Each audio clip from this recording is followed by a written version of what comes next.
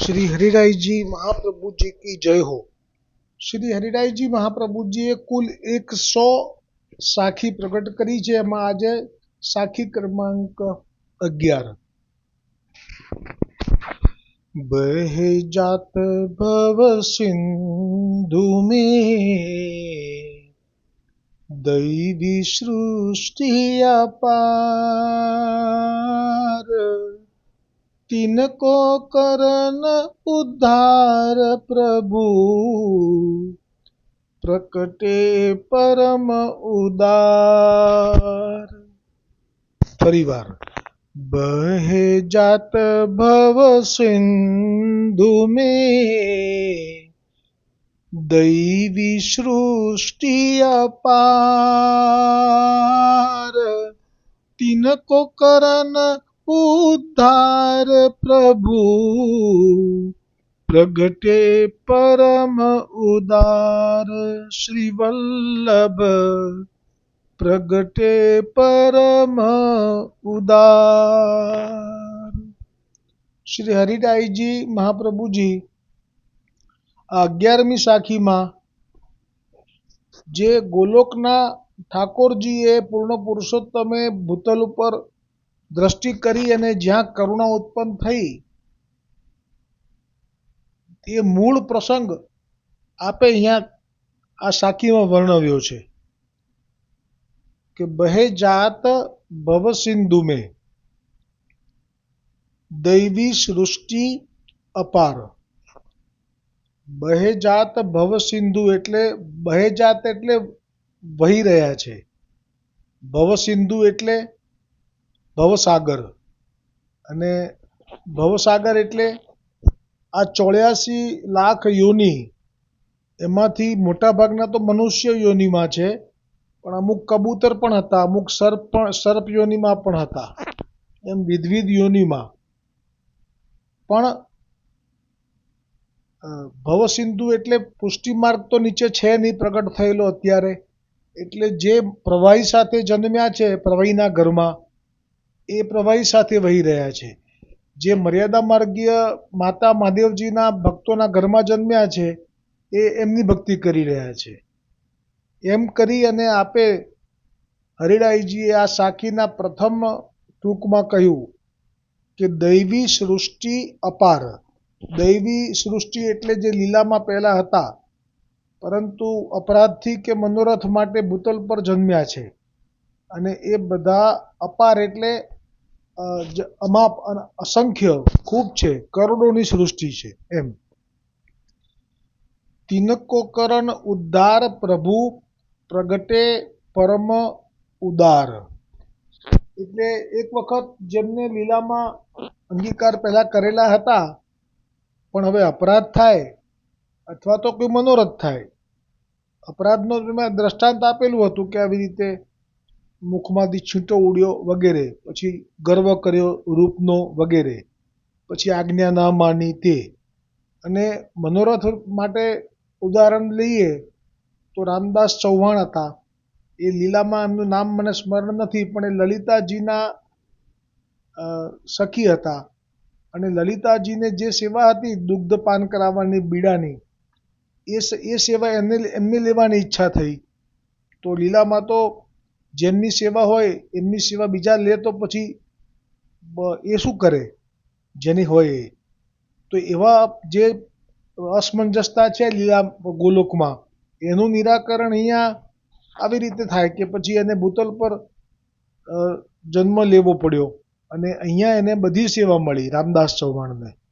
ગોવર્ધનનાથજીની કાચા મંદિરમાં જે શરૂઆત થઈ સેવાની વલ્લભથી સેવા પ્રકાર શરૂ થયો, પછી ત્યારથી લઈ અને છેક પૂર્ણમલ શેઠથી જ્યાં સુધી મંદિર સિદ્ધ ન થયું રાજસેવાનું ત્યાં સુધીનો ક્રમ સંપૂર્ણ લાભ। એટલે આ પુષ્ટિ માર્ગમાં ઘણા બધા કારણો છે જેમાં આપને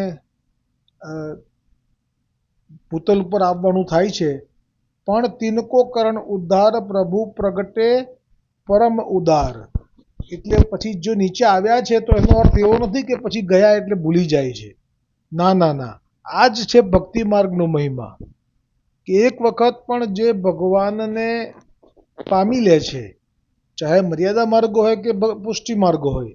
એક વખત ભગવાનને એ પામી લે છે, ભગવાનની દ્રષ્ટિમાં આવી જાય છે, ભગવાન એની સાથે સંબંધ બાંધી દે છે, પછી એ જીવ પછી ચાહે અપરાધ કરે, ચાહે કોઈ કારણથી જો એ લીલામાંથી પડે છે, તો પણ પ્રભુ એને ક્યારેય પણ ભૂલતા નથી. એટલે કહ્યું કે बह जात सिंधु में दैवी सृष्टि अपार, तिनको करण उद्धार, प्रभु प्रगटे परम उदार. પરમ ઉદાર એટલે આ મહાપ્રભુજી વલ્લભાચાર્યજી જે છે એ સ્વામિનીજી છે, અને આપ જ પ્રભુ થઈને પ્રગટ્યા છે, કારણ કે મુખારવિંદથી પ્રગટ થયા છે ને પૂર્ણ પુરુષોત્તમના, એટલે આપ શ્રી કૃષ્ણ સ્વરૂપ બી છે, બે સ્વરૂપ છે આપનામાં, એટલે પ્રભુ કહેવાય છે. અને પરમ ઉદાર એટલે શા માટે પરમ ઉદાર? જો વહી જ રહ્યા છે તો કે એમને તો વહી નહીં રહ્યા હોય ને, ભવસિંધુમાં જો વહી રહ્યા છે તો એની પાછળ પણ કંઈક તો એવી ભૂલો છે જ એમની કે જેથી આવું થયું છે.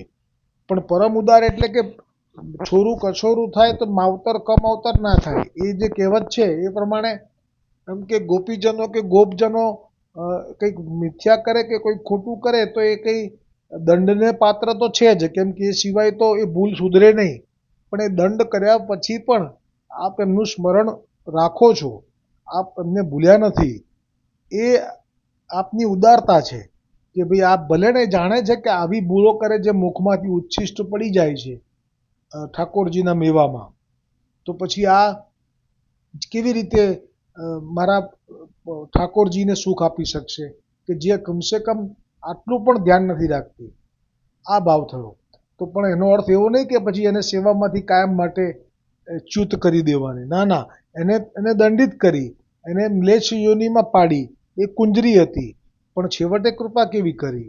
તો આ પરમ ઉદાર જે છે એ ખરેખર જ એક વલ્લભ છે કે જે આવી ઠાકોરજીની સેવાના માટે આપ મુખિયા છે કે આપની કૃપા વગર તો એ સેવાનો લાભ ન લઈ શકે, પણ આપ કઠોર થઈને પણ છેવટે કલ્યાણ કરવા માટે આપ પછી જ્યારે ભૂતલ પર આવો છો ત્યારે આપ કેટલો શ્રમ લો છો, આ આપની ઉદારતા છે.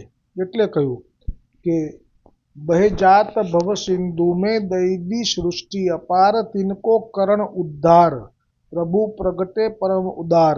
એટલે આનો તો ભાવ જ એ થયો કે જે વલ્લભને જે લીલામાં હતા એમના માટે વલ્લભે આ દૈવી સૃષ્ટિ માટે જ આપે આ પ્રાગટ્ય કર્યું છે, આ સ્પષ્ટ ભાવ થયો. અને આ ઉદારતા બધી એમના માટે છે, એટલે એમને તો હવે કોઈ ચિંતા રહી જ નહીં. જેમને જેમને ભ્રમસંબંધ થયો મહાપ્રભુજીની આડીથી, વલ્લભકુલ બાલકથી, હવે એમને તો કશું કરવાનું રહ્યું નહીં. એટલે તો આપણા માર્ગમાં વારંવાર કહે છે આચાર્ય કુલ બાલકો કે કોઈ સાધનની અપેક્ષા નથી હવે, કેમ કે આપે જેટલું બધું પરમ ઉદાર થઈ અને પ્રમેય બળથી બધું પ્રારબ્ધનો પણ નાશ કરી ચૂક્યા, સર્વ દોષો પણ આપે મટાડી દીધા, કશું રહ્યું નહીં. એટલે કંઈ જ ના કરે તો પણ એ નિશ્ચિત લીલાની પ્રાપ્તિ કરી લે, પણ કંઈક કરવું તો પડે. તો પછી આપે એવો સુંદર ક્રમ પ્રગટ કર્યો સેવાનો કે જેમાં તમારે જે દેહ ધર્મને કારણે જે ભૂખ અને પ્યાસ લાગે તો બસ એમાં ધરેલું મહાપ્રસાદ અને પ્યાસ માટે જમનાજીનું જલ, મનથી ભાવથી ધરેલી જારીજીનું, આ બે વસ્તુ મુખ્ય કરી નાખી આપે. એટલે જેથી કરીને એમને જ્યાં ત્યાં તેના હાથનું ખાઈને બીમાર પડે અને વળી પાછા અહીંયા હેરાન થાય એટલા પૂરતું, પણ પછી પણ હેરાન થાય કે ના થાય, સેવા કરે કે ના કરે, પોતાનું ધરેલું પ્રભુને ધરેલું લે કે પછી બહારનું લે, પણ જે જ્ઞાન કે અજ્ઞાનથી ધર્મસંબંધ લીધો એટલે એમનો ઉદ્ધાર તો નિશ્ચિત થઈ ગયો. એટલે આ હરિરાજજીએ આ સાખીમાં કહ્યું કે સિંધુ મેં બહે જાત ભવ સિંધુ મેં દૈવી સૃષ્ટિ અપાર, તિनको કરન ઉદાર, પ્રભુ પ્રકટે પરમ ઉદાર. એટલે આપ શિક્ષા પણ કરી જાણે છે અને આપ પછી જ્યારે ફરી આપ અંગીકાર કરવા પધારે છે તો આપ શ્રમ પણ લઈ જાણે છે.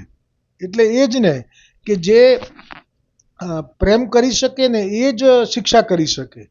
આ અધિકાર પાછો બીજા કોઈને નથી કે ભાઈ શિક્ષા કરવી. એ અધિકાર સ્વામિનીજીએ આપની પાસે રાખ્યો છે પુષ્ટિ માર્ગમાં. એટલે તો આપણે પેલું જ્યારે રશિયા ગઈએ છીએ ત્યારે નથી કહેતા, એક રશિયામાં આવે છે ને કે નાગરિયા મેં થર થર કાપું ભઈ હું બેહાલ રી. એ જે છે રસીઓ, તો એ જ છે કે પૂર્ણ પુરુષોત્તમના અંગને સ્પર્શ કરવો એ સ્વામિનીજીની કૃપા વગર તો 440 વોલ્ટના કરંટને અડવું સહેલું, પણ એ ના અડવા દે. સ્વામિનીજીના કૃપા વગર, આપની દ્રષ્ટિમાં આવ્યા વગર, એનો અંગીકાર કર્યા વગર એ પૂર્ણ પુરુષોત્તમ રસો વૈસહ સ્વરૂપને સ્પર્શ કરવું એ જ દૂર છે. તો પછી વિહાર ને રાસ તો બધું બહુ દૂર થઈ ગયું. એટલે જો આપ છે ને શિક્ષા પણ કરી જાણે છે અને પછી આપ એનાથી અધિક કૃપા પર કરી જાણે છે. એટલે આપનો અધિકાર છે આ, અને આ આપની ફરજ છે કે આપના સ્વામીને શ્રમ જો કોઈ આપે તો આપ નથી ગણતા એને. પછી સગો ભાઈ છે શ્રીદામા લીલામાં, અને શ્રીદામા અને ઠાકોરજી ખેલી રહ્યા હતા, અને એમાં જે હારે એને ઘોડો બનવાનું. તો ઠાકોરજી હાર્યા, આપની મરજી, કરતું માં કરતું. તો પેલા શ્રીદામા એમના ઉપર પીઠ ઉપર અસવાર થઈ ગયા, અને ઘોડાને જેમ કે ઠાકોરજીને કે તબડક તબડક ચલ મેરે ઘોડા. અને આ જોયું કોઈએ દ્રશ્ય, ગોપીએ કે કોઈ ગોપીએ જ જોયું હશે, અને જઈને સ્વામિનીજીને કહી દીધું. અને સ્વામિનીજીએ તો તત્ક્ષણ શ્રાપ આપી દીધો પોતાના સગા ભાઈને પણ, કે તું ભૂતલ ઉપર પડ.